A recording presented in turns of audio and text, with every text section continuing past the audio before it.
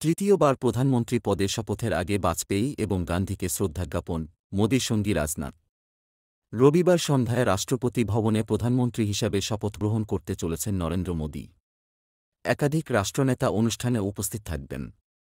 সকালে গান্ধী এবং বাজপেয়ীকে শ্রদ্ধা জানালেন মোদি। তৃতীয়বার প্রধানমন্ত্রী পদে শপথ গ্রহণ করতে চলেছেন নরেন্দ্র মোদি। রবিবার সন্ধ্যায় রাষ্ট্রপতি ভবনে সেই অনুষ্ঠানের আয়োজন করা হয়েছে। তার আগে সকাল সকাল মোদিকে দেখা গেল রাজঘাটে। মহাত্মা গান্ধীর স্মৃতিসৌধের সামনে গিয়ে শ্রদ্ধাজ্ঞাপন করলেন তিনি।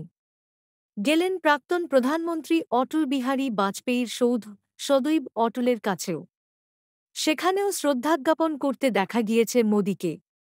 তাঁর সঙ্গে ছিলেন প্রতিরক্ষামন্ত্রী রাজনাথ সিংহ। গান্ধী এবং বাজপেয়ীর উদ্দেশ্যে শ্রদ্ধাজ্ঞাপনের পর তাঁরা রাজধানীর জাতীয় যুদ্ধ স্মারক বা ন্যাশনাল ওয়ার মেমোরিয়ালের কাছে যান। সেখানে পুষ্পস্তবক দিয়ে প্রার্থনা করেন মোদি। রবিবার সকালে চা চক্রের আয়োজন করা হয়েছে। সেখানে মোদির সঙ্গে ভাবী মন্ত্রীরা যোগ দিতে পারেন বলে সূত্রের খবর। ইতিমধ্যে তাদের আমন্ত্রণও জানানো হয়েছে।